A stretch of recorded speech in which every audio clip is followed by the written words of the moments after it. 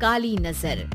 माँ माँ, अरे क्या माँ माँ कर रहा है? बकरी का बच्चा है क्या? अरे माँ मजाक छोड़ो, मुझे फाइनली वो मेन चौराहे वाली दुकान मिल गई है। अब देखना, आपका बेटा दुगनी स्पीड से पैसा कमाएगा। उफ़, ये क्या? मेरी ऑनलाइन मेकअप क्लास चल रही है। इतनी जोर से क्यों बोल रहे हो आप दोनों? अरे मेरी धर्म पत्नी जी, मेकअप क्लास बाद में करना, वो चौराहे वाली दुकान मिल गई है हमको। अरे वाह, रुको मैं अपनी माँ को फोन लगाकर बता देती हूँ। अरे मैं भी अपने रिश्तेदारों को बता देती हूँ, कितनी खुशी की बात है। हाँ हाँ, मैं भी अपने दोस्तों को बता देता हूँ, 1 हफ्ते बाद रजिस्ट्री है। बस घर में खुशी का मौका था। उन तीनों ने अपने अपने फोन उठाए और लोगों में बात फैलाना शुरू कर दिया। और रही सही कसर श्वेता बहू ने अपने पड़ोस में सबको बताकर कर दी। अरे वर्मा आंटी, अब हम भी जल्दी कार ले लेंगे, घर का रेनोवेशन होगा और ठाट से रहेंगे हम भी। अरे ऐसा क्या हुआ? लॉटरी बाटरी लग गई है क्या? अरे इस बार चौराहे वाली मॉल में हमको भी दुकान मिल गई है, दुकान नंबर 21, जो एकदम चौराहे पर है।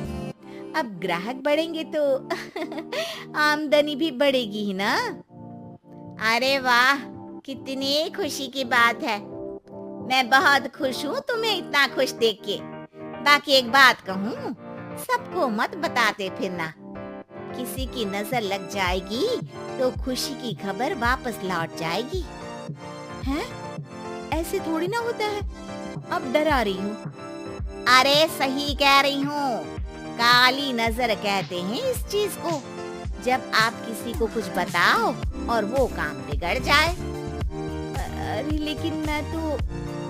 तुमने सबको बता दिया ना? हाँ, फोन लगा लगा के।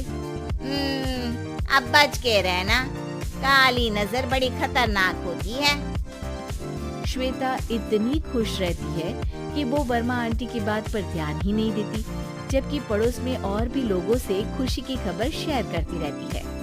अगले दिन राजेश बहुत दुखी होकर घर आता है। अरे बेटा क्या हुआ? मुंह क्यों सूजा हुआ है? मधुमक्खी ने काट लिया क्या? माँ, वो दुकान किसी और के पास चली गई, किसी ने ज्यादा भाव लगा दिया। अरे पर बात तो आपसे हुई थी ना उस दुकान वाले की? हाँ, आज मैं टोकन अमाउंट देने गया था, तब मुझे पता चला कोई आकर सुबह मुझसे पहले ही ज्यादा अमाउंट दे गया। काली नजर। क्या कहा? वर्मा आंटी ने समझाया था कि किसी को बताना मत, वरना काली नजर लग जाएगी। अच्छा, तुम्हें उनकी बात मान लेनी चाहिए थी। उनकी बात मान लेती, लेकिन उसके पहले ही सबको बता चुके थे ना हम तीनों।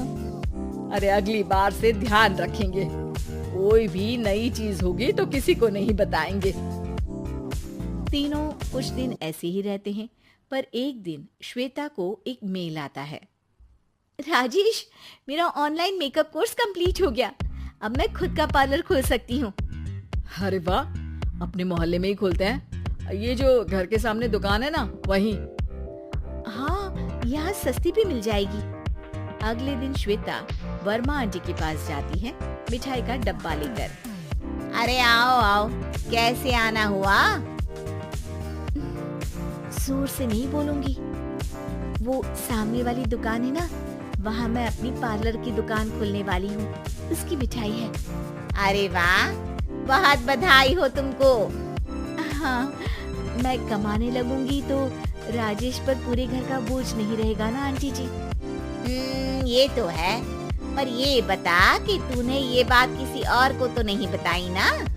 अरे नहीं नहीं, पिछली बार गलती कर दी थी, काली नजर लगी किसी की और राजेश के हाथ से वो दुकान चली गई थी। सबको मत बताना। चलो मैं चलती हूँ, कल दुकान की बात करने भी तो जाना है। अगले दिन श्वेता दुकान के लिए मालिक से बात करने जाती है। अरे लेकिन दुकान तो हम कल रात को ही किसी को दे चुके हैं। कल ही? हाँ कल ही। 2 दिन बाद कोई यहाँ पार्लर भी खोल लेगा। अब कहीं और दुकान देख लीजिए। अरे पर हमको भी तो पार्लर ही खोलना था। भाई एक ही दुकान है, आधी आधी तो नहीं दे सकता ना मैं। राजेश और श्वेता घर पर हताश होकर आ जाते हैं। इस बार तो किसी को बताया भी नहीं था, अब किसकी काली नजर लग सकती है। सुनो, तुमने माँ को बताया था क्या? अरे कैसी बात कर रही हो, माँ की नजर थोड़ी ना लगेगी। पक्का तुमने किसी को नहीं बताया था ना? सिर्फ वर्मा आंटी को बताया था, उन्होंने ही मुझे किसी को नहीं बताने को कहा। अरे यार तुम भी सही हो, मेरी माँ को नहीं बताने को कह रही हो, पर वर्मा आंटी को बताना तुम्हें जरूरी लगा। अरे वर्मा आंटी ने ही तो काली नजर के बारे में बताया था ना, वो हमेशा हमारा भला ही तो चाहती है। मेरी माँ भी हमारा भला ही चाहती है। अरे पर चिल्ला क्यों रहे हो, बात नहीं कर सकते क्या आराम से? नहीं आता वो आराम से बात करना, और करना भी नहीं चाहता हूँ मैं। दुकान जाने का दुख गुस्से में बदल गया था और राजेश और श्वेता में बात बंद हो गई थी। 2 दिन बाद मोहल्ले में पार्लर का इनॉग्रेशन हुआ, जिसमें मोहल्ले के सभी लोगों को बुलाया गया, पर श्वेता, राजेश और माँ नहीं जाते। माँ अंदर आ जाओ, क्या देख रही हो? अरे नया पार्लर देख रही हूँ अपने आंगन से। देखो, माँ को दूसरे का सुख देखने में कितना मजा आ रहा है, मेरा दुख नहीं दिख रहा इन्हें। यहाँ मेरा पार्लर भी तो हो सकता था। अरे चुप रहो यार, हर बात में लड़ाई क्यों ढूंढ रही हो? राजेश और श्वेता फिर बहस करने लगते थे। तभी माँ ने दोनों को बाहर बुलाया। अरे जरा देखो तो, दुकान चलाने वाले का बोर्ड पर नाम क्या लिखा है? श्रुति वर्मा। गाड़ी निकाले बेटा, हमें कहीं जाना है।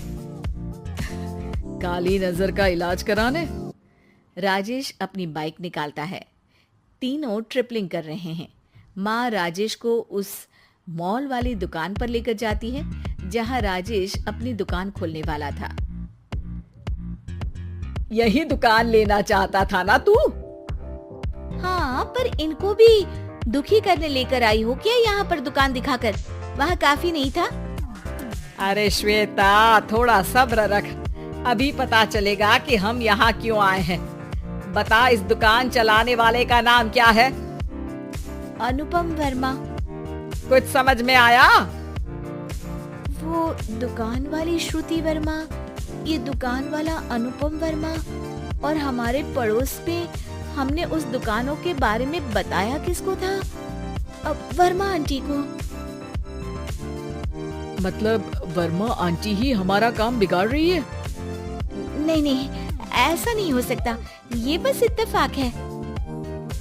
राजेश अपना फोन निकालता है और श्रुति वर्मा और अनुपम वर्मा के नाम फेसबुक पर सर्च करता है, जहां ये दोनों ही वर्मा आंटी के रिश्तेदार होते हैं। श्वेता को समझ में आ जाता है कि वर्मा आंटी की ही नजर काली नजर है।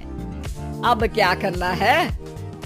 कोई भी खुशी की खबर हो तो काली नजर से बचना है, यानी वर्मा आंटी से बचना है। अरे पर मुझे ये समझ में नहीं आया कि वो हमारे साथ ऐसा क्यों करेंगी। अरे बेटा, एक सीख है, दूर के आदमी को आपकी तरक्की से कम परेशानी होगी, पड़ोसी को ज्यादा। दोनों माँ की बात में हामी भरते हैं और अगला काम चुपचाप करने की कसम खाते हैं, ताकि आगे से वर्मा आंटी कोई काम ना बिगाड़ सके।